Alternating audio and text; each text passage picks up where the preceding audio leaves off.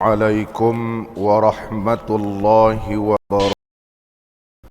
رب اشرح لي صدري ويسر أمري واحلل عقدة من لساني يفقه قولي. اللهم افتح علينا فتوح العارفين وارزقنا فهم النبيين وإلهام الملائكة المقربين. يا حي يا قيوم يا رب موسى وهارون ونوح وإبراهيم ومحمد صلى الله عليه وسلم. أكرمنا بجودة الحفظ والفهم وارزقنا الحكمة وثبات الذهن والعقل والحلم والعلم والنجاح في الدنيا والآخرة بحق سيدنا محمد صلى الله عليه وسلم يا رب العالمين. أما بعد. Alhamdulillah, bersyukur kita kehadrat Allah Subhanahu wa taala kerana dapat kita sama-sama pada pagi ini mendirikan sembahyang fardu subuh secara berjamaah. Sama-sama kita berzikir, sama-sama kita mengaminkan doa yang telah dibaca oleh imam kita, dan seterusnya sama-sama kita mempelajari kitab Jam'ul Fawaid, sebuah kitab yang dikarang oleh Al-Alim Al-Allamatu Al-Syeikh Daud Al-Fatani rahimahullah ta'ala. Kita masih lagi membicarakan berkaitan tentang bulan Muharram, itu kelebihan yang ada pada bulan ini. Kita sambung muka surat 132.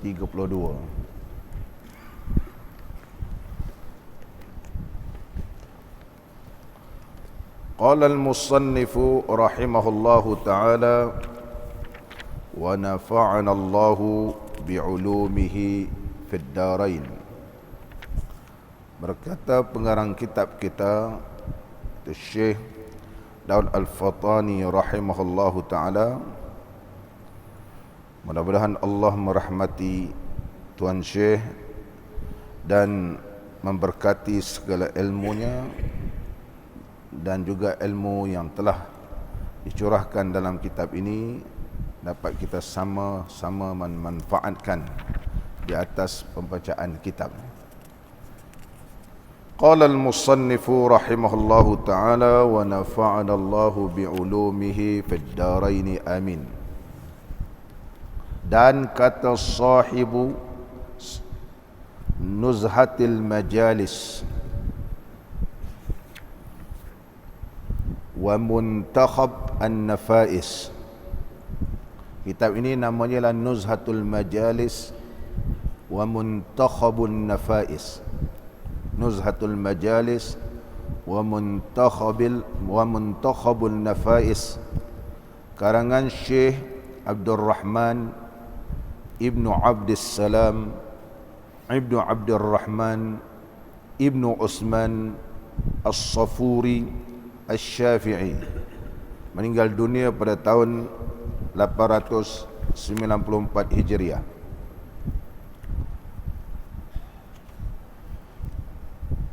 Di antara karangan Syekh An-Nufuz ataupun Syekh Al-Sufuri ini, paling masyhur ialah Nuzhatul Majalis wa Muntakhabun Nafais. Di antara karangan beliau lagi Al-Mahasinul Mujtami'ah fil Khulafa'il Arba'ah. Itu kitab Al-Mahasin ini membahaskan dan membicarakan berkaitan tentang empat mazhab, empat khalifah, Sayyidina Abu Bakar, Sayyidina Umar, Sayyidina Uthman dan Sayyidina Ali. Dan di antara kitab beliau juga yang paling masyhur Ila Salahul Arwah wa Tariqu ila Daril Falah. Salahul Arwah, memperbaiki segala roh-roh, mana roh kita ni, jalan menuju kepada tempat yang bahagia selama-lamanya, iaitu akhirat. Beliau adalah seorang ulama yang terkenal di kalangan mazhab Al-Imam Syafi'i rahimahullahu ta'ala, dan kitab ini ada 2 jilid. Setengah ulama menyatakan bahawa karangan Syekh ni dalam kitab Nuzhatul Majalis, dia banyak cerita tentang fadilat-fadilat, tetapi tidak bersandarkan hadis yang sahih, sekadar kita mengetahui fadilat-fadilat, tetapi tidak terdapatlah dalil-dalil yang mengukuhkan gitu. Hanya Syekh kita menakalkan dalam kitab Nuzhatul Majalis sebagai pengetahuan. Walaupun terdapat hadis-hadis dhaif, Syekh Daud Patani kita menyebut dalam kitab ini, dinakalkan dalam kitab-kitab ini adalah sekadar untuk beramal dari sudut fadailul amal, tetapi bukan untuk kita berhujjah. Ini untuk beramal. Disebut dalam kitab Sahibun Nuzhatil Majalis wa Muntakhab An-Nafais bahawasanya Nabi Allah Nuh alaihi salam tak kala tetap pada bumi. Mana bila Nabi Allah Nuh alaihi salam dia telah tetap di atas bumi, maknanya dah terselamat daripada banjir atau bah yang besar. Dah selamat, dia kata. Tak kala Nabi Allah Nuh alaihi salam berada di atas bumi pada hari Ashura, dan berkata Nabi Allah Nuh alaihi salam, ijma'u ma ma'akum minaz zadi faja'a hadha bikaffi dzurratin wa hadha bikaffi sya'irin wa hadha bikaffi hintatin wa hadha bi baqila wa hadha bi adas. Bila dah tetap, tapi dalam kitab Arab tidak menyebut di atas bumi, apabila tetap di atas perahu, dia kata. Apabila tetap di atas perahu, ketika bah tu mereka sudah tetap di atas, berada di dalam ataupun perahu Nabi Allah Nuh alaihi salam. Nabi Allah Nuh berkata, apa-apa yang ada sekarang ni, ianya berlaku pada hari Ashura. Himpunkan olehmu barang yang ada serta kamu daripada lebih bekal kamu. Jadi Nabi Allah Nuh alaihi salam kata, apa-apa yang ada di kalangan kamu sekarang ni, mai kumpul semua.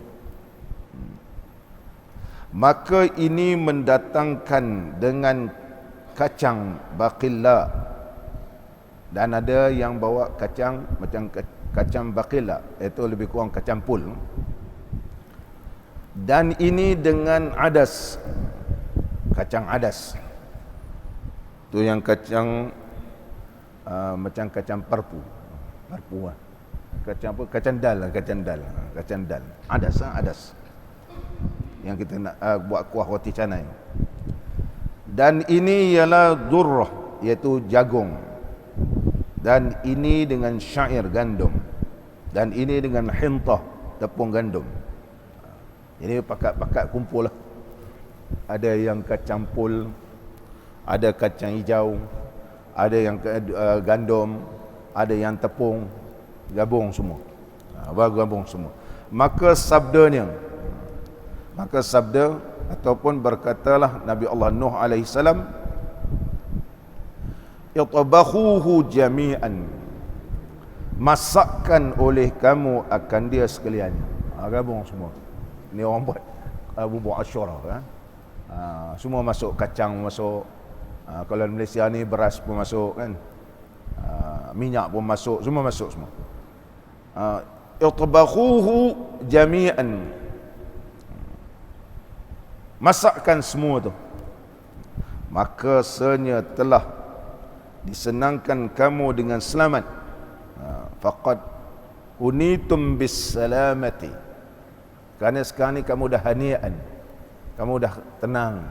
Kapal ni pun tidak lagi bergelora, laut tidak bergelora, berada di atas kapal ni pun sudah tenang. Begitu. Dah tak ada banjir dah, tak ada bah dah. Fa min zalika al-yawm ittakhadhal muslimuna ta'amal hubub. Maka daripada demikian itulah telah mengambil segala muslimun akan makanan Ashura. Jadi itu sebab yang kita buat dalam negara kita ni, buat bubur Ashura.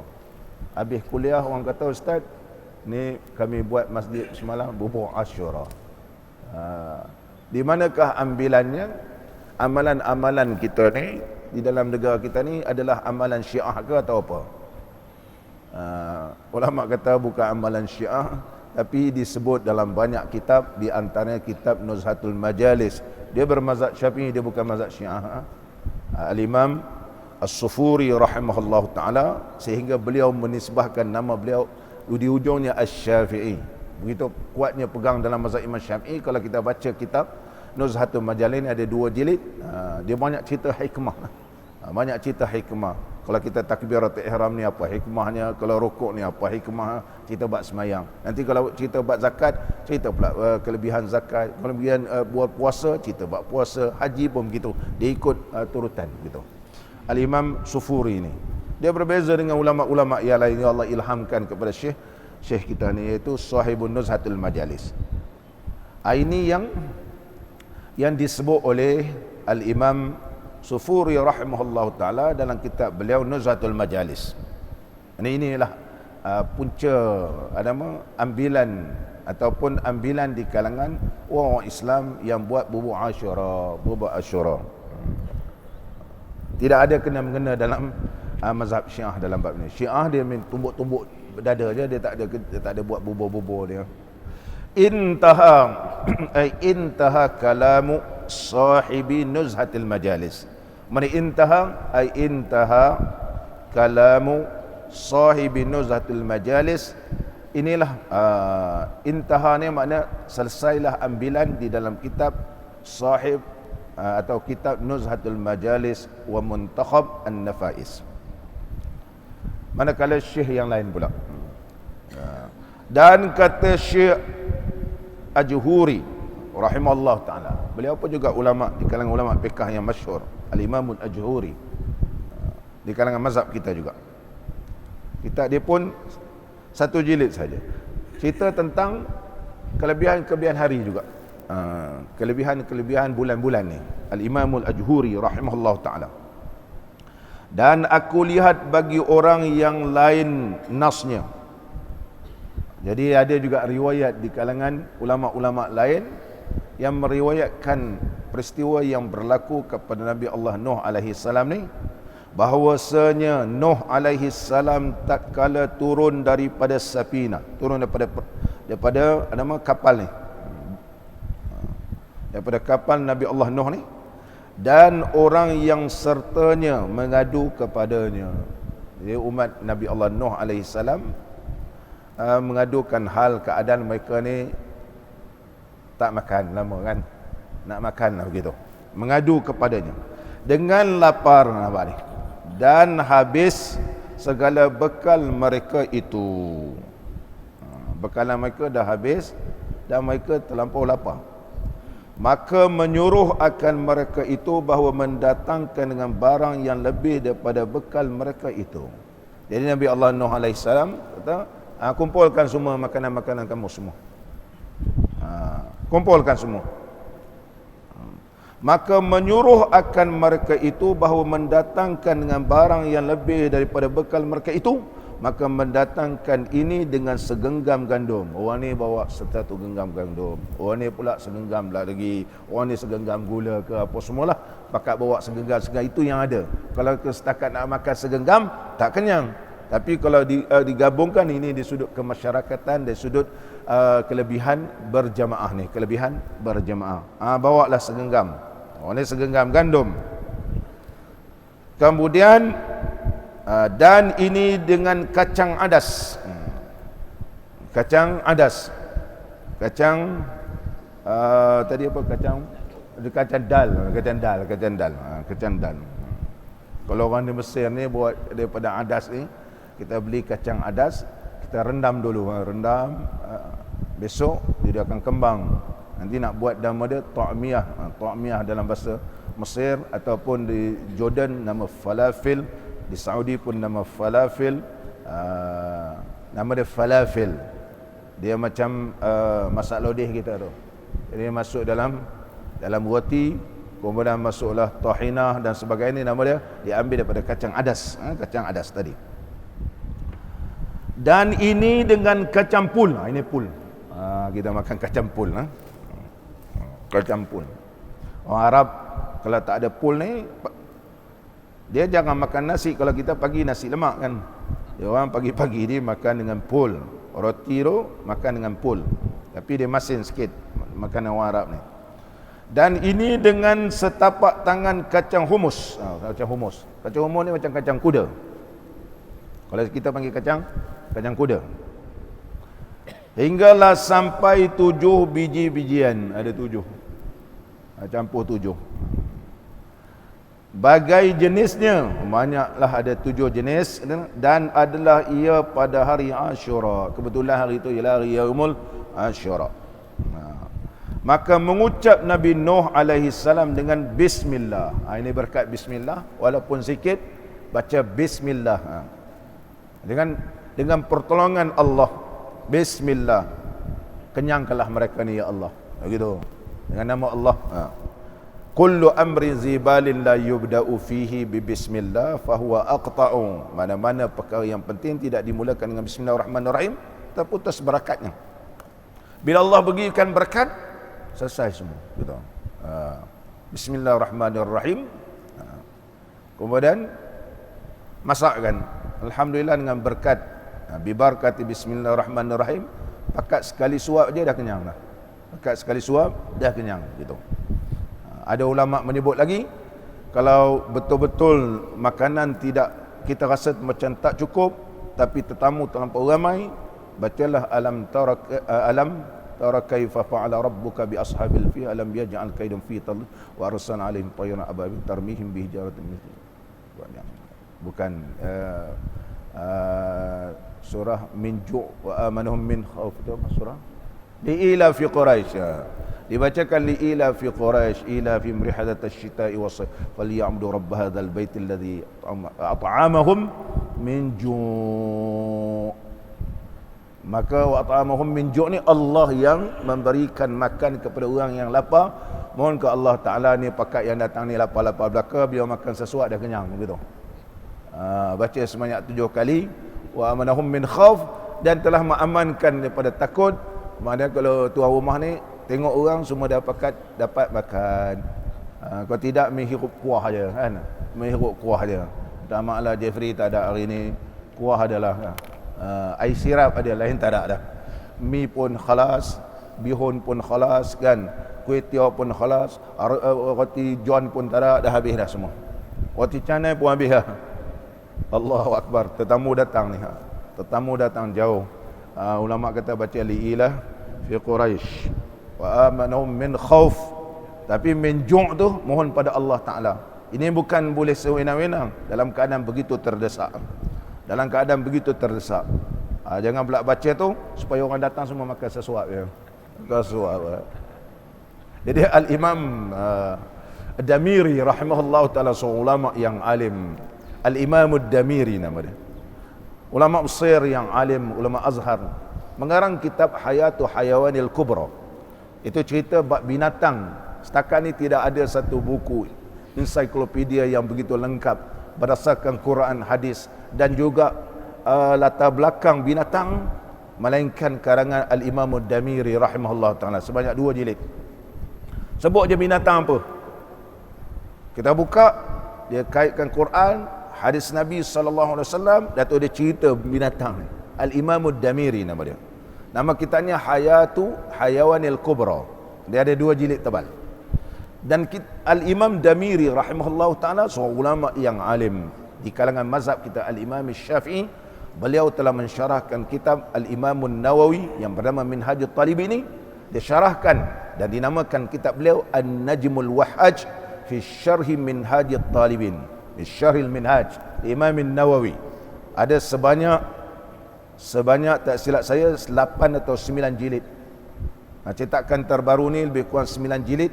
Cetakan Darul Minhaj Jeddah, An-Najmul Wahhaj.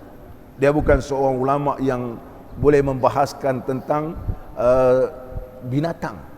Jadi kalau kita baca kisah ataupun membaca tafsir Syekh ini dalam kitab Hayatul Hayawanil Kubra berkaitan tentang ayat Quran li ila fi Quraisy.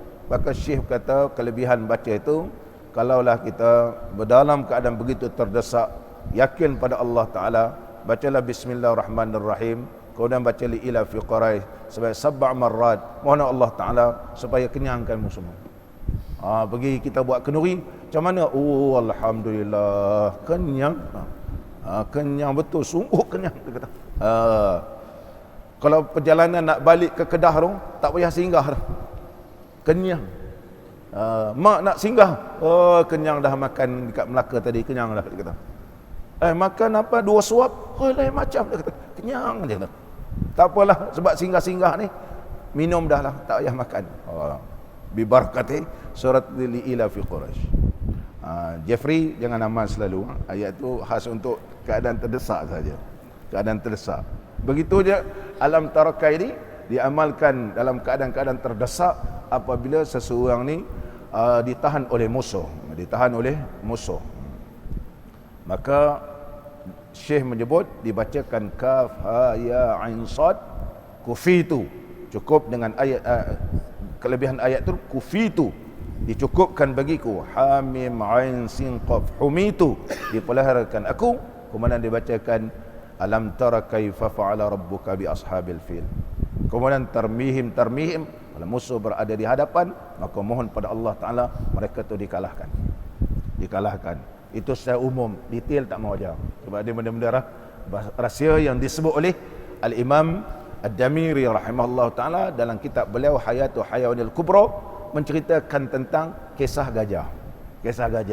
Gajah ni macam mana, apa suka dia makan apa dia punya, macam-macam cerita tu gajah.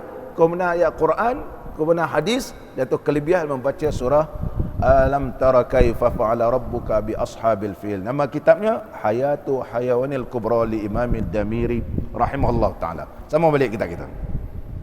Jadi Nabi Allah Nuh alaihi salam baca Bismillahirrahmanirrahim. Dan dimasakkan dia. Masak kan.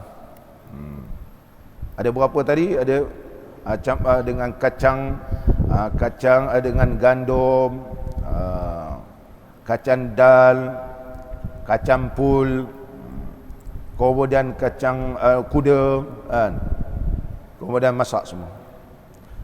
Makan sekaliannya, nampak? Semua makan seramai-ramai dalam bahtera Nabi Allah Daud, Nabi Allah Nuh alaihissalam, bahtera ni semua pakat makan dan kenyang mereka itu. Nampak dia kenyang. Walaupun ada 7 sahaja. Kenyang, alhamdulillah, berkat dengan berkat Sayyidina Nuh alaihi salam.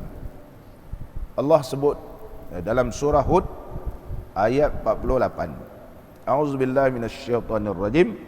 Itu firman Allah Taala, qila ya Nuh, dikatakan kepada Nuh, ihbit, ay qala ya Nuh ihbit bisalamin minna. Ihbit makna turunlah, bisalamin minna, dengan sejahtera daripada kami, wa barakatin, dan juga berkat, alaika, ke atas engkau, wa ala umamin, dan atas umat-umat, ma'aka, berserta kamu, umamin mimman ma'aka, wa umamun sanumatti'uhum, dan umat-umat yang kami sukakan mereka itu. Mana dikatakan kepada Nabi Allah Nuh alaihi salam, turunlah olehmu dengan sejahtera daripada kami dan berkat atasmu. Apa tu? Bila Allah telah berfirman wa barakatin, maka Nabi Allah Nuh alaihi salam baca Bismillahirrahmanirrahim, berkat, masak walaupun campur, makan sikit je, ya Allah. Orang Arab kata hani'an. Makna dah full lebih lah. Kita kata full, orang Arab kata hani'an. Fadal Syekh, ya Allah, zid, ataupun kaman, zid, kaman, tambah lagi, alhamdulillah, hani'an. Mana kita kata dah full, dah kenyang. Allah berikan kepada Nabi Allah Nuh alaihi salam, wa ala umamin, da atas umat serta mimman ma'aka, wa umamun, dan umat yang kami sukakan mereka itu, dan umat yang telah kami sukakan mereka itu. Itu umat Nabi Allah Nuh alaihi salam yang diselamatkan oleh Allah Ta'ala, berada dalam bahtera Nabi Allah Nuh. Ini disebut oleh Allah dalam surah Hud ayat 48. Dan adalah demikian itu pertama-tama makanan yang dimasakkan di atas muka bumi. Oh, sebelum ni makanan memang makan begitu ya. Rupanya. Sejarah asal masak-masak ni gitu. Sejarah asal masak. Begitu juga disebut dalam kitab sebuah kitab yang saya baca sama Al-Kaukabul A'wash di Masjid Bukit Katil, menceritakan asal usul nama ini, kenapa nama dia Adas kan, kenapa nama dia dan kenapa bahasa ni dia berbeza-beza. Dia bermula zaman Nabi Allah Adam alaihi salam. Maka Nabi Allah Adam alaihi salam ni dia tulis macam-macam, sebab Allah berikan wa 'allama Adam al-asma'a kullaha. Allah telah mengajarkan kepada Nabi Allah Adam alaihi salam macam-macam nama. Jadi Nabi Allah Adam alaihi salam telah tuliskan di atas tanah dan dikeraskan. Bila berlaku banjir di zaman Nabi Allah Nuh alaihi salam, tanah ni dia Mekah habis. Pecah, maka mana pecahan-pecahan ini dia pergi ke tempat-tempat ni, maka pergi ke Malaysia jadi bahasa Melayu. Begitu. Dia buku dia tu yang ditulis. Pergi ke India, sana cakap India. Pergi ke Jawa dia cakap Jawa. Pergi ke China dia cakap China. Pergi ke Arab dia jadi Arab. Begitu. Jadi kita pada asalnya macam mana boleh berlakunya banyak bahasa? Disebut oleh ulama di zaman bermula daripada Nabi Allah Adam alaihi salam, bila Allah berfirman wa 'allama Adam al-asma'a kullaha. Sebenarnya dia telah dituliskan, jadi mana-mana orang yang tercampak di bumi tersebut dan terpisah benda ni di zaman bahnya Nabi Allah Nuh alaihi salam. Oleh sebab itu, bila kita di Malaysia ni boleh tahu ini pucuk paku, kita pergi tanya macam mana boleh nama pucuk paku? Adakah kena mesyuarat dulu? Apa kita nak nama pokok ni? Ini nama dia pucuk paku kan? Ini nama dia kacang ini nama dia pucuk ubi. Ini macam mana? Orang Amerika pun tahu kalau kata nama buah ni, semua orang tahu buah tu macam mana. Jadi disebut dalam kitab tersebut bermula di zaman Nabi Allah Adam alaihissalam, bila Allah berfirman wa 'allama Adam al-asma'a kullaha. Dan berpisahnya ketika jadi bermula bah inilah. Jadilah begitu. Bila bah ni pakat jadilah bahasa bermacam-macam jenis bahasa, bukan tiba-tiba datang dia bahasa begitu sahaja. Bukan datang begitu sahaja bahasa. Ini disebut dalam kitab Al-Kaukabul A'wash fi bayanil jinni wal insi wasyayatin wal yajud wa ma'jud. Telah saya bahaskan pada malam tadi, yang disebut dalam kitab tersebut bahawa sesungguhnya iblis ni kemaluan lelaki ada sebelah paha kanan, kemaluan perempuan di sebelah paha kiri dia. Kalau dia rapat begini, dia rapat saja akan boleh menghasilkan benih, iaitu 10 sekali keluar. Dan daripada satu telur dia itu, telur ni sama ada sperm dia ke ataupun betul telur disebut dalam kitab, dia akan melahirkan 10 pula syaitan. 10 syaitan. Patutlah syaitan banyak kan. Itu sebab negara kita ni buat cerita macam-macam. Syaitan ni bukan setakat syaitan apa, syaitan sos pun ada, syaitan kicap pun ada, taucu pun ada, semua ada dalam Malaysia ni. Malaysia jangan main-main, paling banyak syaitan. Kicap pun ada syaitan, taucu pun ada syaitan, karak pun ada syaitan, semua ada syaitan. Banyaknya. Kenapa banyaknya? Kerana iblis ni kalau bertemu saja dua paha dia akan melahirkan syaitan. Tiap-tiap hari daripada 10 benih, daripada satu benih ini akan melahirkan 10 syaitan. Ini disebut dalam kitab Al-Kaukabul A'wash. Al-Kaukabul A'wash. Setakat mana kebenaran itu, tuan pengarang kitab tu seorang ulama yang alim di kalangan mazhab kita, Al-Imam Syafi'i, yang mengarang kitab tersebut. Qala al-musannifu rahimahullahu ta'ala wa nafa'ana Allahu bi'ulumihi fid daraini amin. Dan adalah demikian itu pertama-tama makanan yang dimasak di atas muka bumi.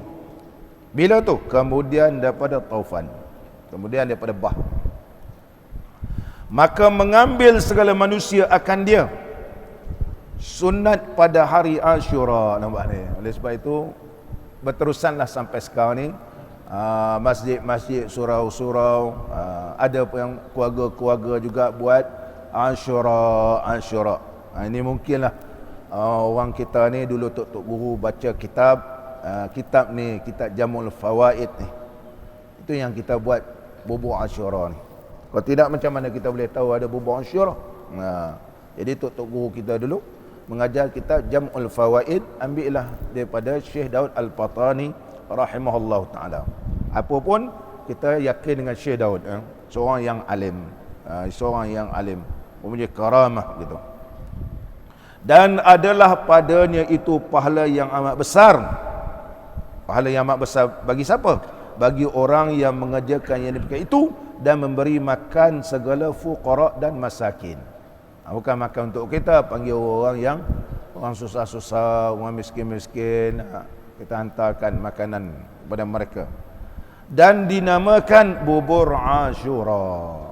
Jadilah bubur Ashura kita ni. Jadi kalau Jeffrey orang tanya, mana ni bubur Ashura ni? Ni entah ambil kat mana ni? Iran. Selalu orang sebut Iran. Ana duduk Iran tak ada cakap.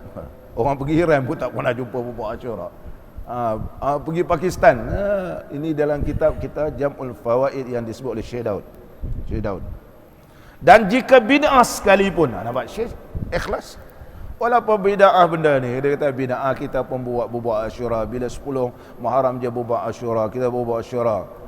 Orang tanya, ada ke zaman Rasulullah buat bubur Ashura? Berapa ramai di kalangan para sahabat buat bubur Ashura? Saya kata betul, ini bid'ah, dia kata. Bid'ah, tapi bid'ah ni terbahagi macam-macam, berbagai kategori. Bid'ah hasanah dengan qasad itu. Jadi bid'ah bukan bid'atul dalalah, tapi bid'ah hasanah. Bid'ah kerana niat kita nak bagi orang makan, niat kita nak bagi orang yang susah-susah ni dapat makan. Bukan selalu dapat bubur Ashura ni. Kadang-kadang memang sedap. Setengah negeri pula boleh potong-potong macam kita tengok macam kek batik pula tu. Macam kek batik. Setengah negeri begitu. Negeri kita lain. Negeri kita macam-macam tengok bubur Ashura. Orang ni bubur Ashura cara begini, bubur ni Ashura, berbagai-bagai kita rasa. Niat kita nak bagi makan ke orang supaya orang pun dapat makan, rasa sedar, alhamdulillah. Maka niat kita lillahi ta'ala, bukan niat apa-apa pun. Innamal a'malu binniyat. Segala amalan itu berdasar pada niat. Oleh sebab itu keluarlah dua kaedah fiqh yang paling masyhur berdasarkan innamal a'malu binniyat. Ulama mengarangkan kaedah al-ibratu fil muamalat. Al-ibratu fil muamalat, yang diambil kira dalam bab muamalat jual beli, sewa menyewa, fi nafsil amri, iaitu pada diri muamalat itu. Jadi kalau kita berniaga contohnya, ataupun berjual, nak tahu sah tak sah, tengok dia punya bentuk dia, diri yang nak dijual itu, diri yang kita nak beli, benda yang kita nak sewa, pajak dan sebagainya, bab muamalat, dalam bab transaksi ni. Tapi dalam bab ibadat ini, al-ibratu fil ibadat fi zannil mukallafi, yang diambil kira dalam bab ibadat ini pada zan, pada yakinnya, sangka yang kuat bagi orang mukallaf yang melakukan perkara tersebut. Contoh, tadi kita semayang fardu subuh, bila kita semayang fardu subuh, kita nak rasa macam mana? Kita rasa wuduk aku ada ke tak ada, wuduk ada tak ada. Yang diambil kira pada orang mukallaf. pada diri dia. Pada diri dia. Diri dia yang tahu dia ada uduk tak ada uduk. Jadi kalau dia bangun tidur tadi, dia memang mandi-mandi, dia tak ada rasa bila pula aku ambil uduk. Maka dia ambil pada asalnya tak ada uduk gitu. Macam nanti kita nak semayang semayang sunat duha. Kita ada uduk tak ada uduk. Asal ke ada uduk tak? Ya, asal ada uduk sebab semayang fardu subuh. Asal ada uduk dan kita pun tak berganjak mana-mana. Lepas habis semua ni kita berbangun semayang sunat duha ataupun sunatul isyraq. Duha dan isyraq ni satu benda yang sama. Benda yang sama. Kalau kita buat awal nama dia isyraq, kalau kita buat tengah jadi duha. Jadi duha. Hanya Imam Talib Al-Makki menamakan awal-awal ni kita namakan dia isyraq. Kalau tengah-tengah hari sikit ni kita namakan dia duha. Pada hakikatnya benda yang sama. Benda yang sama. Nama berbeza tapi benda yang sama kerana telah dilakukan oleh Rasulullah sallallahu alaihi wasallam dalam dua waktu yang diriwayatkan oleh Sayyidina Ali radhiyallahu anhu. Maka waktu naiknya matahari yang tidak diharamkan semayang ketika itu kebetulan dinamakan syuruqus syamsi, iaitu terbitnya matahari. Nama dia isyraq. Bagi orang siapa yang sempat nak semayang pada isyraq, nanti tengah-tengah hari dia tak sempat, maka itulah duha bagi dia. Bagi orang yang tak sempat pagi-pagi ni nak hantar anak apa semua, jadi pukul 9 kerang baru dia sempat, itulah duha bagi dia. Ini memang sepakat di kalangan para ahli ulama mazhab kita Al-Imam Syafi'i rahimahullah ta'ala. Kalau kita buat dua-dua, ahlan wa sahlan. Ni pun kita buat tengah hari pula kita buat, alhamdulillah, kerana Rasulullah sallallahu alaihi wasallam pernah melakukan 2 kali dalam melakukan sembahyang sunat duha. Ini telah ditegaskan oleh Al-Imam Taqiyuddin Ad-Dimashqi dalam kitab beliau yang terkenal Kifayatul Akhyar. Kifayatul Akhyar dengan Syekh Taqiyuddin Ad-Dimashqi rahimahullah ta'ala. Terus balik kita. Ini nama dia dinamakan sekalipun bid'ah, tapi bid'ah inilah bid'ah hasanah. Niat kita betul. Berdasarkan pada al-ibratu fil ibadat fi apa? Fi zannil mukallaf. Zan sangka kita nak buat baik. Kita nak bagi orang makan dan sebagainya, takkan itu pun masuk neraka. Niat kita baik. Macam mana pula niat baik kita masuk neraka? Macam mana kita entah boleh tahu orang ni masuk neraka? Kita tidak boleh mengambil sifat Allah yang menentukan orang ni neraka, dan kita sendiri yang cakap pun belum tentu masuk syurga. Boleh tuduh orang masuk neraka.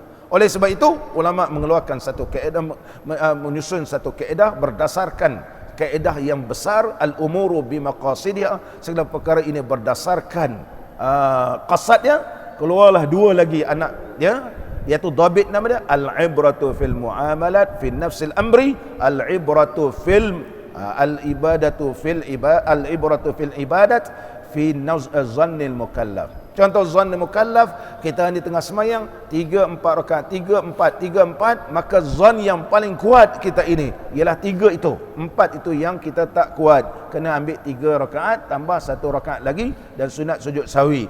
Inilah disebut al-ibratu fil ibadat fi zannil mukallaf. Fi zannil mukallaf. Ini dalam 4 ibadat.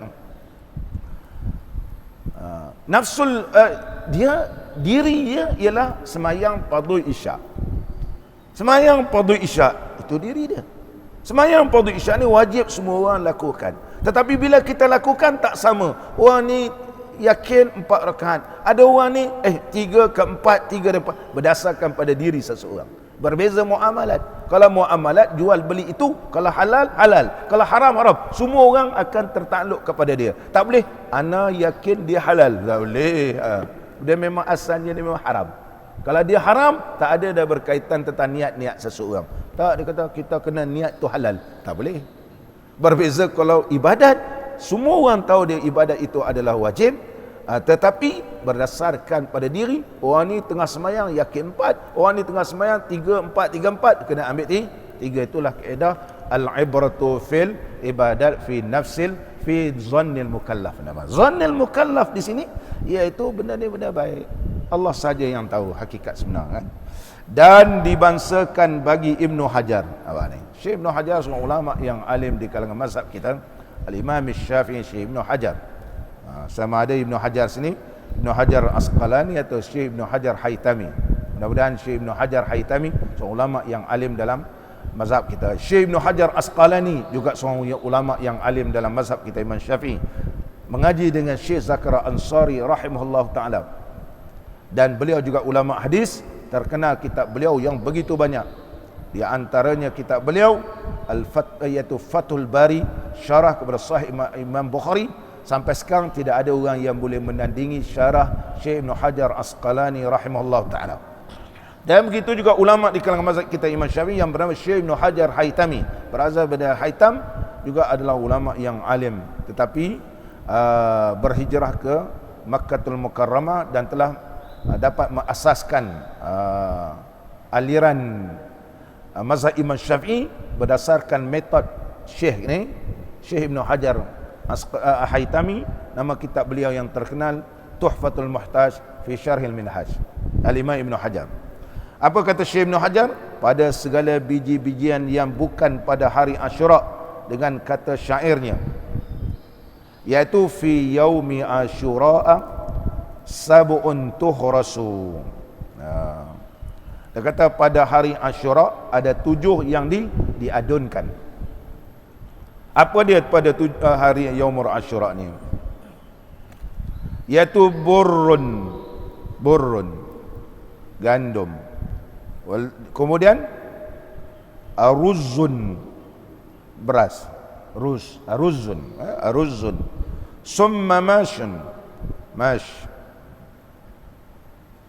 ni macam kacang,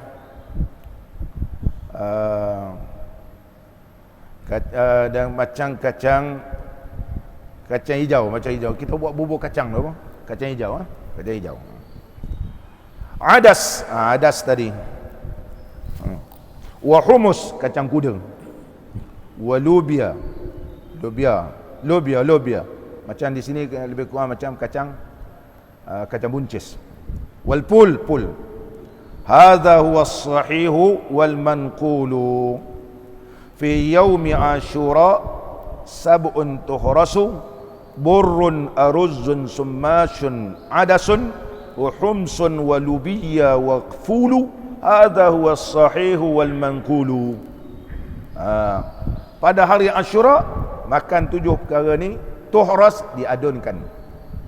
Apa dia? Gandum, beras, kacang mash, kacang adas, kacang humus, kacang lobia, kacang pul. Inilah iaitu qaul yang sahih dan manqul. Malaysia ni ikan bilis pun campur. Lagi udang pun kita campur. Ada pula bagi sedap Ustaz, sotong kita masuk. Sotong pun kita masuk. Lagi kalah kepada Syekh Ibn Hajar kan. Lagi banyak kita ni macam-macam. Ini disebut dalam kitab kita. Dan sayogianya dimasakkan pula syair. Boleh juga campur dengan gandum. Campur dengan gandum. Kalau Malaysia ni campur dengan beras lah. Seperti pada riwayat yang dahulu. Bagus kita ni cerita macam-macam. Sebelum ni kita pun tak ada gambaran. Main bubuh je. Nak bagi sedap. Daging pun kita masuk. Macam mana pula perahu zaman itu ada, dalam perahu ada. Kita ni daging pun masuk kan. Sedap ni. Ni bubur Asyura Tengkera ni. Tengok. Daging pun ada. Dan Syekh Ajhuri rahimahullah ta'ala pada muqaddimahnya, pada kitab dia muqaddimah, pada bicara Yaumul Asyura, sekalian hamba yang hamba sebutkan di dalam bicara Asyura ini, dan lagi katanya, maka aku hendak sebutkan akan fadilat satu persatu yang tersebut di dalam bait syair dahulu itu. Ini kalau nak tahu apa campuran dia, fi yaumil Asyura ashrun yaumil Asyura sab'un tuhrasu burrun aruzun summa mashin adasun wa humsun wa lubiyya wal fulu hadha was sahihu wal manqulu. Itu dalam bait syair kita. Adapun puasa yang tersebut di dalam Taurat, bukan setakat dalam sunnah kita, ulama agama-agama sebelum ini juga berpuasa pada Yaumul Asyura. Contohnya disebut dalam kitab Taurat sebagai perbandingan. Barang siapa puasa pada hari Asyura, dalam Taurat disebut man shama yauma Asyura faka'annama shama ad-dahra kullahu. Mana barang siapa berpuasa pada hari Asyura, maka seumpama ia puasa ad-dahr, sepanjang tahun, seolah-olah begitu. Riwayat daripada Muawiyah ibn al-Farwah bahawasanya Nabi Allah Nuh alaihi salam puasa ia dan orang yang sertanya di dalam perahu pada hari Asyura ialah hari tetap perahu di atas judi, syukur akan Allah Ta'ala. Apa benda judi? Judi ni, bukit judi, Jabal Judi. Dan Jabal Judi itu, ada bukit judi itu ialah satu bukit di negeri Syam. Masyhur. Googlekan judi, keluarlah. Banyak kata di Syam pun ada kata bukit judi. Sehingga kita nampak ada bekas seperti perahu Nabi Allah Nuh alaihi salam. Dan ada kata pula qil di negeri Sin, di negeri China. Dan kata qil pula di negeri Babylon. Dan kata qil ada yang kata di negeri Mosul, iaitu di negeri Iraq. Hakikat sebenarnya Allah sahaja yang tahu. Peristiwa itu tetap berlaku. Orang ni kata di bukit judi ni tempat dia, zoom kita tengok, ada bentuk macam ada perahu ataupun ada bahtera. Ini betul lah bahtera Nabi Allah Nuh, kita kata. Ada yang kata begitu. Hakikat sebenarnya Allah yang tahu. Ini pandangan ulama. Bukit Jabal Judi ni ada kata di Syam, ada kata di Sin, ada kata di Babylon, ada yang kata di Iraq. Dia ada kata Iraq. Hakikat sebenarnya Allah saja yang tahu. Dan ada pun sembahyang bagi orang yang riwayat bahawasanya Nabi sallallahu alaihi wasallam bersabda ia. Ini kalau nak sembahyang pada Yaumul Asyura ini pandangan Syekh Abdul Qadir Jailani rahimahullah taala. Syekh Abdul Qadir Jailani menyebut dalam kitab beliau Al-Ghunyah li Talibi Tariqil Haqqi, karangan Syekh Abdul Qadir Ibnu Musa Ibnu Abdullah Al-Jilani, lahir pada tahun 470 Hijriah, meninggal dunia pada tahun 561 Hijriah. Al-Imam Syekh Abdul Qadir Jailani. Kita kata Syekh Abdul Qadir. Ni amalan Syekh Abdul Qadir. Dan Syekh Abdul Qadir beramal. Itu pulang Syekh Abdul Qadir. Jadi Syekh ni ambil je dalam kitab Al-Ghunyah. Nak amal-amal, tak nak pun semayang kan. Kalau tak jadi betul pun, dia jadi semayang sunat. Bila-bila pun kita boleh semayang sunat mutlak kan. Dia jadi semayang sunat. Kita semayang fardu contohnya. Semayang fardu tersilap. Dia jadi apa? Dia jadi semayang sunat. Ya. Dah tersilap pula, Allahu Akbar. Tadi aku terniat maghrib pula. Lepas semayang isyak, terniat maghrib. Terniat maghrib. Wah, semayang fardu isyak, dia terniat maghrib. Tapi 4 rakaat ikut imam. Salam-salam. Semayang tadi dapat apa? Ulama kata, dapat sunat. Allah tidak akan sia-siakan. Kakak-kakak ni makcik-makcik, dulu zaman muda-muda kan. Dah rasa macam dah bersih, rasa macam dah suci daripada haid, mandi kan, semayang zuhur, habis semayang zuhur, nanti bila waktu asar nak semayang asar, keluar lagi darah tadi. Semayang zuhur tadi macam mana? Allah gantikan dia. Allah tetap tulis pahala. Ulama kata jangan bersedih wahai perempuan. Sesungguhnya Allah akan berikan pahala seperti semayang sunat tadi. Semayang 4 rakaat dapat pahala semayang 4 rakaat. Kita dah semayang, keluar lagi darah. La tahzan. Jangan la tahzani. Jangan kamu bersedih. Jangan kamu mengunggut. Sesungguhnya Allah telah memberikan pahala seperti semayang sunat. Lega. Makcik-makcik, kakak-kakak semua ni, dapat pahala sunat. Berapa kali dah buat tu? Sekarang yang putus haid, dulu pernah semayang begitu, jangan risau. Tengok-tengok di akhir, ni pahala, mana pula datang pahala ni? Rupanya pahala semayang dulu dalam keadaan rupanya belum kering lagi. Apa ni? Ulama bahas hukum fiqh gitu. Itu perlu mengaji betul. Ada setengah perempuan, orang dah mandi, dah semayang, datang balik, macam mana ni? Dia kata, la tahzani, jangan kamu bersedih, Allah berikan pahala semayang sunat, sama bagi kita. Disebut oleh Al-Imam Abdul Qadir Jailani dalam kitab Al-Ghunyah, ada pun semayang seperti bagi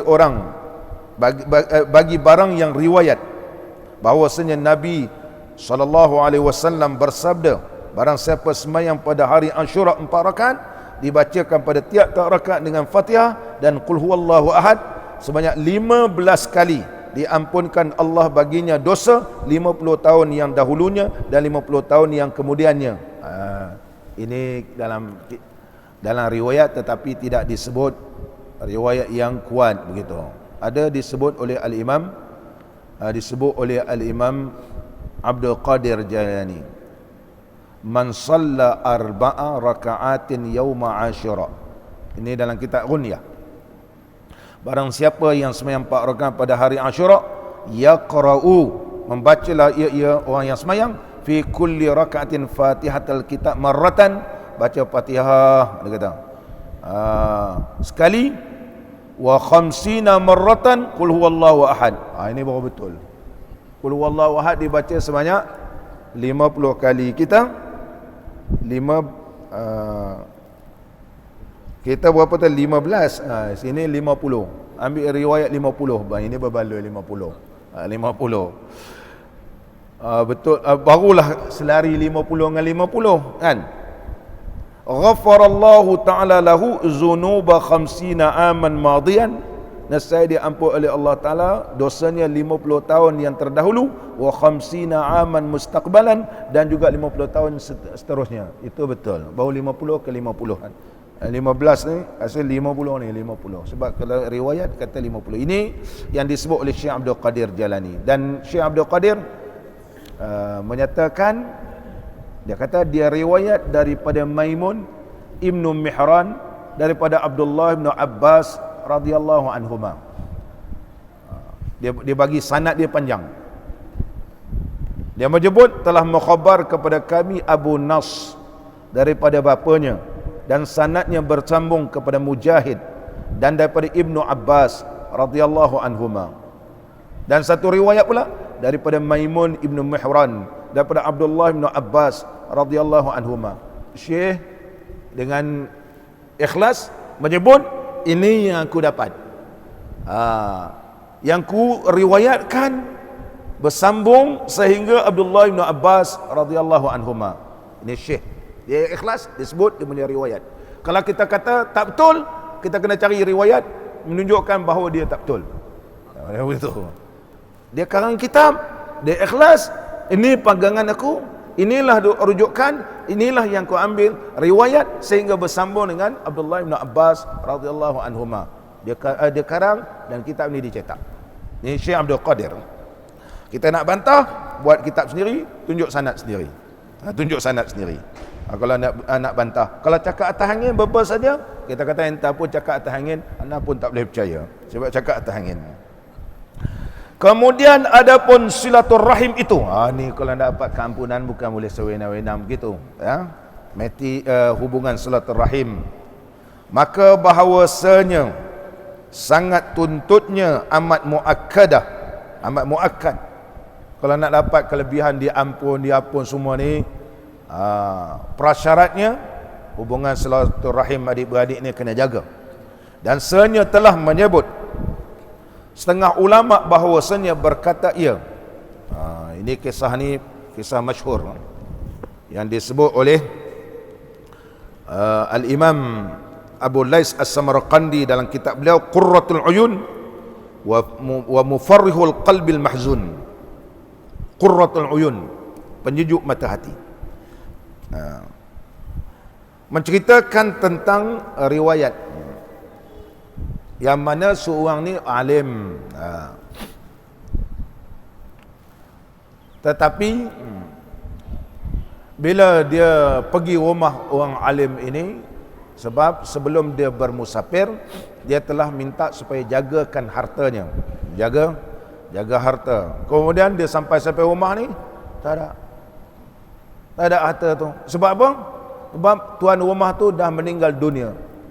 Tanya ke anak dia, dulu pakcik ada bagi ada minta bapak kamu jaga barang pakcik. Ada cakap, entah ayah dah meninggal, tak tahulah. Jadi bertemu dengan, saya ringkaskan cerita dia, bertemu dengan seorang ulama yang alim, bertemu dengan ulama yang alim, Malik ibn Dinar rahimahullah ta'ala. Dia kata, kalau kamu nak berdialog dengan sahabat kamu lepas tawaf nanti di Mekah, pergi dekat telaga Zamzam, kau panggillah nama dia. Nanti waktu tidur, roh ni akan bertemu. Roh. Ini saya cerita sebenarnya roh. Roh ni dia kenal si orang. Roh ni dia kenal. Roh boleh kenal mana malaikat maut. Besok malaikat maut datang, roh tak kenal. Apa hal? Aku tak kenal. Macam mana roh boleh kenal malaikat maut? Itu saya huraikan. Roh kita ni kenal Nabi SAW. Oleh sebab itu kalau bermimpi dengan Rasulullah SAW, benar itu Rasulullah. Sebab roh kita kenal. Mata kita yang tak kenal, roh kita kenal. Roh kita kenal. Kalau kita sendiri dah didik dia akan kenal. Oleh sebab itu mimpi dengan Rasulullah ni betul. Orang kata mimpi dengan Rasulullah tak betul, makna roh kau tak kenal lah. Roh kau tak kenal. Malanglah roh kau tak kenal Rasulullah. Ya. Roh kau tak kenal Rasulullah. Pergi tanya, roh kamu kenal tak malaikat maut besok? Kalau roh tak kenal malaikat maut, lagi naik. Roh lain, mata kita lain. Jadi roh ini bertemu. Pergi salam, tak ada. Kemudian jumpa balik Malik bin Dinar. Pergilah ke Telaga Barhud. Kita baca cerita ni, panjang cerita ni. Kisah Telaga Barhud. Telaga Barhud. Telaga Barhud yang ada di Yaman, ada orang kata itu ialah tempat tersimpannya roh-roh jahat. Telaga Barhud ni nak muncung daripada neraka. Mana neraka? Kita tak tahu, itu ilmu Allah. Tapi ulama kata itulah macam tempayan, itulah muncung daripada di antara neraka-neraka. Di nama dia Telaga Barhud. Telaga Barhud. Qala al-musannifu rahimahullah ta'ala. Kita baca sikit.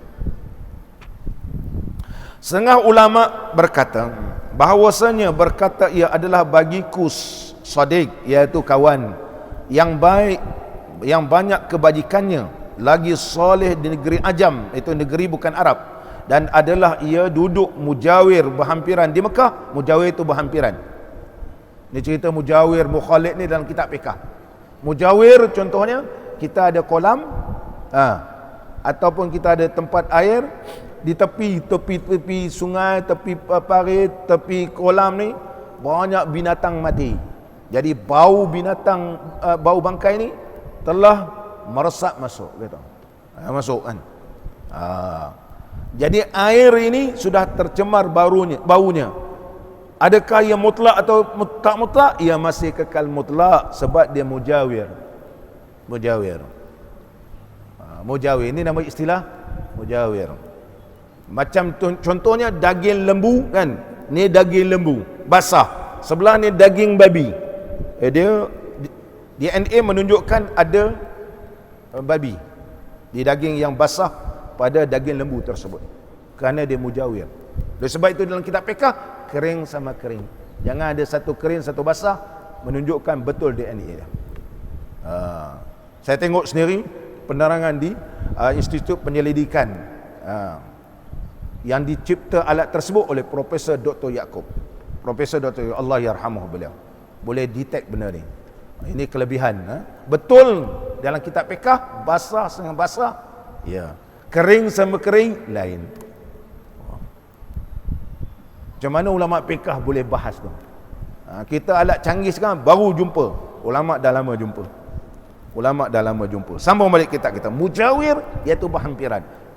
Berhampiran dengan Mekah, dan adalah di sepanjang malam tawaf ia, dan iktikaf dan membaca Quran sepanjang hari, dan adalah di atas demikian itu hal itu berapa tahun yang banyak. Maka aku kirimkan emas dan aku musafir ke negeri Yaman, maka aku dapat akan dia senyap telah mati. Maka aku tanyakan anaknya daripada emasku, maka berkata mereka itu, tiada bagi kami dengannya pengetahuan. Nampak ni, dia pun nak pergi berhijrah, nak pergi ke Yaman. Bagilah pakcik ni ataupun kawan dia ni, tolong jaga emas aku ni.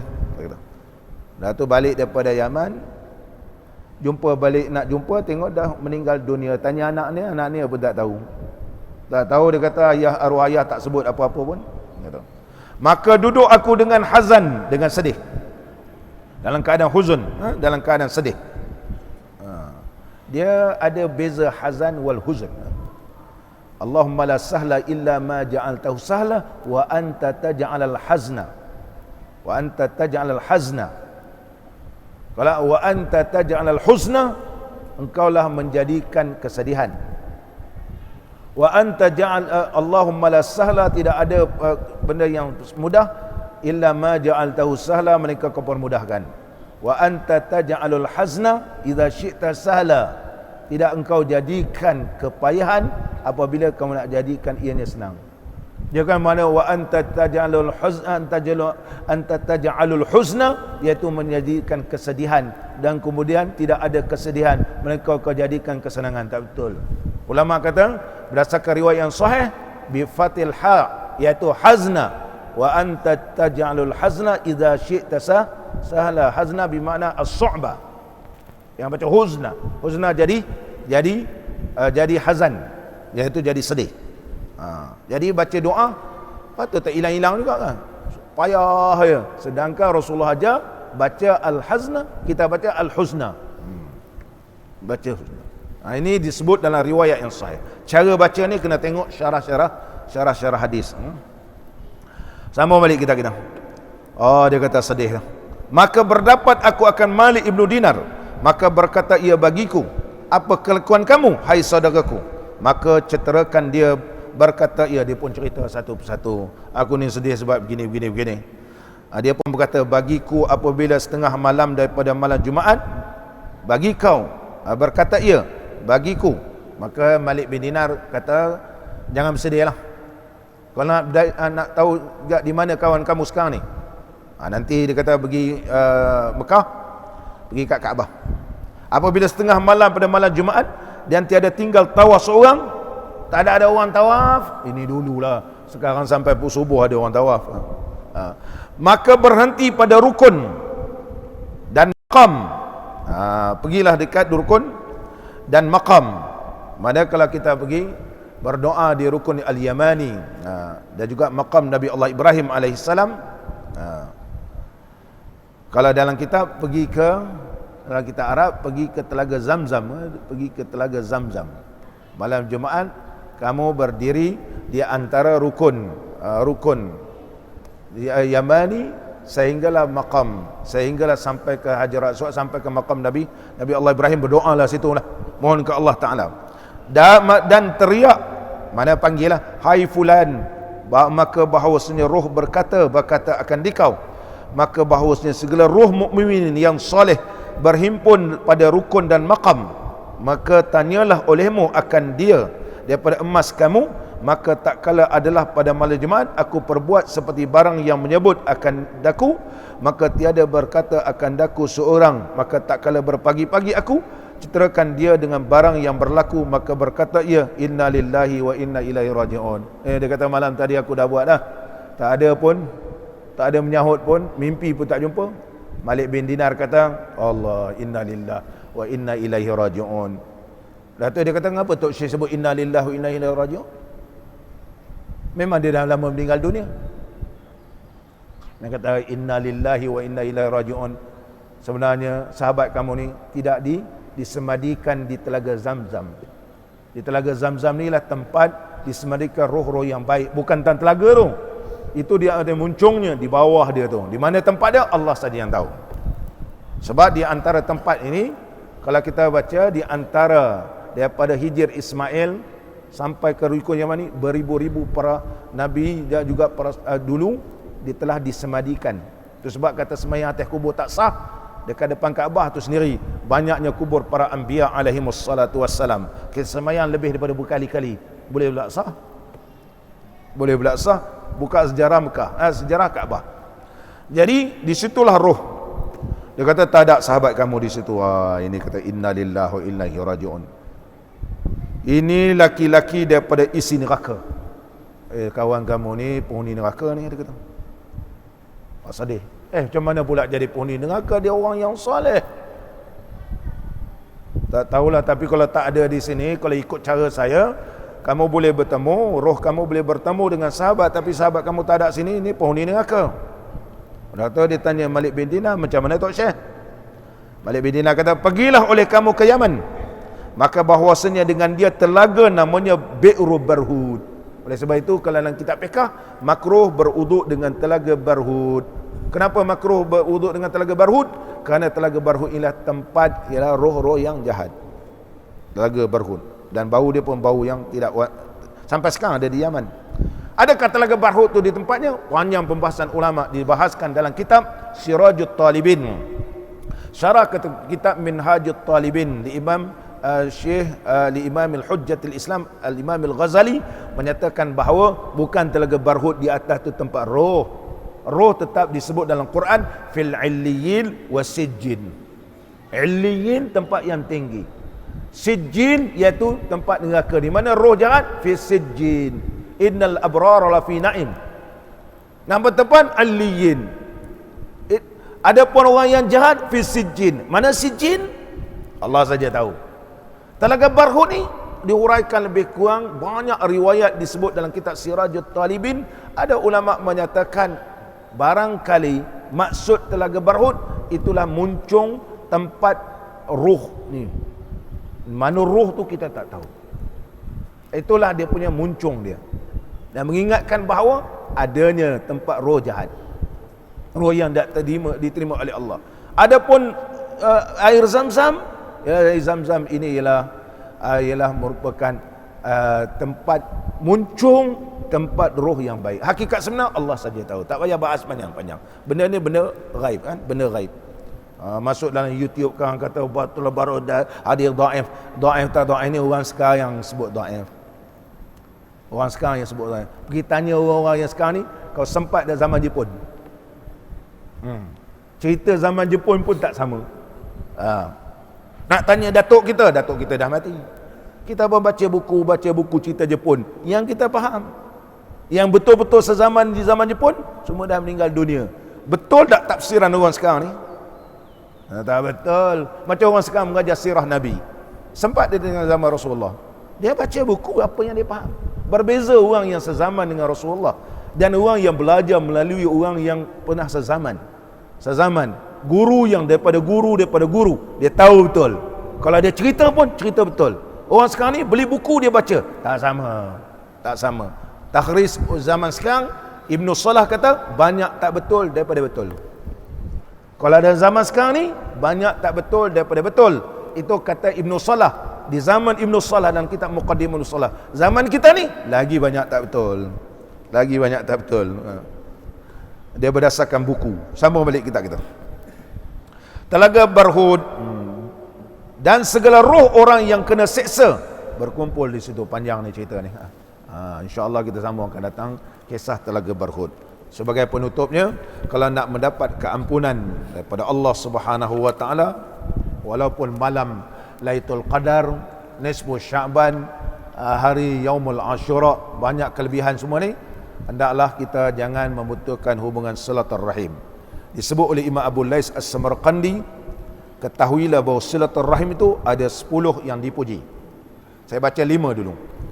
Yang pertama, sesungguhnya redha Allah Subhanahu wa taala adalah berkaitan tentang silaturahim. Doalah banyak mana pun, semayang banyak mana, hubungan adik-beradik diputus habis. Yang kedua, idkhalus surur alaihim, iaitu memasukkan rasa senang hatinya ke atas ahli-ahli keluarga kita, adik-beradik kita. Kalau kita hubung silaturahim. Ini kisah dalam kitab kita ni, abangnya senang, kakak dia susah. Dengan orang lain dia tolong, dengan kakak dia tak nak tolong. Punyalah kuat ibadat semua, kakak dia susah, dia tak nak tolong kakak dia. Dan telah memutuskan hubungan silaturahim. Oleh sebab itulah, walaupun dia kuat semayang, walaupun dia kuat tawaf semua, dia tidak termasuk di kalangan orang yang disemadikan bersama roh-roh yang baik. Kisah yang kita akan sambung akan datang. Yang ketiga, orang yang menghubungkan silaturahim ini, anna fiha farhal malaikati, para malaikat rasa gembira dan seronok bila dia tengok hamba Allah ini menghubungkan hubungan silaturahim sesama adik-beradik dia. Yang keempat, husnus sana minal muslimin. Orang kata Allah bagus dia tu, dia dengan adik-beradik bagus, tak bercakaran. Apalah amalan mak opak dia orang ni, nampak dia elok pakat dia. Yang kelima, anna fiha idkhalal ghammi ala iblis alaihi la'natu. Bila kita hubungan silaturahim adik-beradik ni baik, iblis cukup kecewa dan sedih tengok orang. Iblis tidak suka melihat orang yang beramal dengan sunnah Nabi sallallahu alaihi wasallam. Insya-Allah kita sambung akan datang kisah Telaga Barhud. Telaga Barhud. Jadi syekh kita menyebut Telaga Barhud. Telaga Barhud ni banyak riwayat.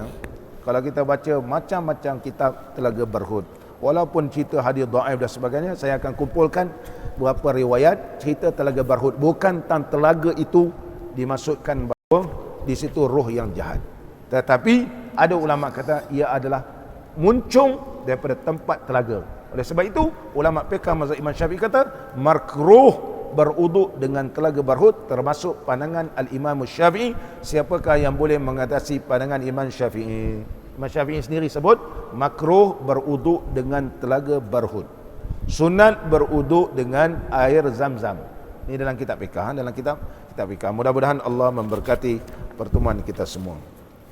La ilaha illallah, la ilaha illallah, la ilaha illallah, Muhammadur Rasulullah, la ilaha illallah,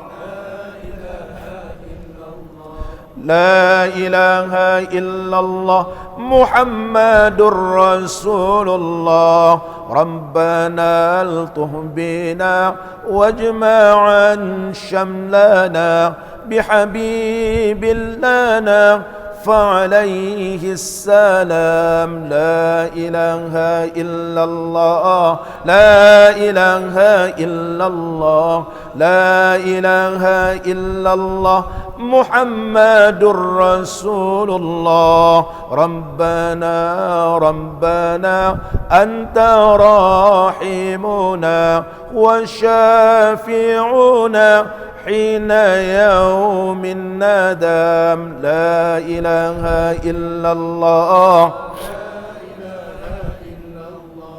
la ilaha illallah, Muhammadur Rasulullah. Wa huwa yasqi lana 'inda hawdil muna fahani'an lana بجوار الإمام. لا إله إلا الله، لا إله إلا الله، لا إله إلا الله، محمد رسول الله. في النداء جاءنا به يا سعدنا فأجاب لنا أمتي يا سلام. لا إله إلا الله، لا إله إلا الله، محمد رسول الله. قد صفى وقتنا ورغد عيشنا به يا بختنا ووفانا المرام. لا إله إلا الله، لا إله إلا الله، لا إله إلا الله، محمد رسول الله. من أراد بنا وبمجمعنا حسبنا ربنا عند كيد الأنام. لا إله إلا الله، لا إله إلا الله، محمد رسول الله. ربنا أحينا بالتقى في الدنا من عذاب قنا لا نخاف في الزحام لا إله إلا الله لا إله إلا الله لا إله إلا الله محمد رسول الله ربنا اغفر لنا ولآبائنا الحقان بيننا في مقر السلام لا إله إلا الله لا إله إلا الله محمد رسول الله ربنا اغفر لنا ولآبائنا الحقان بيننا في مقر السلام لا إله إلا الله لا إله إلا الله محمد رسول الله ربنا اغفر لنا ولآبائنا الحقان بيننا في مقر السلام لا إله إلا الله لا إله إلا الله محمد رسول الله ربنا اغفر لنا ومشايخنا ولإخواننا المسلمين يا سلام لا إله إلا الله لا إله إلا الله لا إله إلا الله محمد رسول الله واحفظ عن ديننا من ديون احمينا واختما بالتقى عند حسن الختام لا إله إلا الله لا إله إلا الله محمد رسول الله والصلاة على من سما وعلى زار رب العلا حاز أعلى المقام بسم الله الرحمن الرحيم الحمد لله رب العالمين والصلاة والسلام على سيدنا ونبينا وحبيبنا محمد وعلى آله وصحبه أجمعين اللهم أرنا الحق حقا وارزقنا اتباعه وأرنا الباطل باطلا وارزقنا اجتنابه اللهم ألف بين قلوبنا وأصلح ذات بيننا واهدنا سبل السلام اللهم اجعل اجتماعنا بالرحمة وافتراقنا بالمغفرة وخاتمتنا بالسعادة وألهمنا الرشد والحكمة اللهم حببنا في صلاة الجماعة وذكرنا بالموت كل ساعة واحشرنا مع النبي المصطفى صاحب الشفاعة اللهم لا تأخذنا على غرة واجعل آخر كلامنا من الدنيا عند انتهاء آجالنا قول لا إله إلا الله أحينا عليها يا حي وأمتنا عليها يا مميت وابعث عليها من قبورنا يا باعث وانفعنا وارفعنا بها يوم لا ينفع مال ولا بنون إلا من أتى الله بقلب سليم ربنا آتنا في الدنيا حسنة وفي الآخرة حسنة وقنا عذاب النار وصلى الله على نبينا وحبيبنا وشفيئنا سيدنا محمد وعلى آله وصحبه أجمعين والحمد لله رب العالمين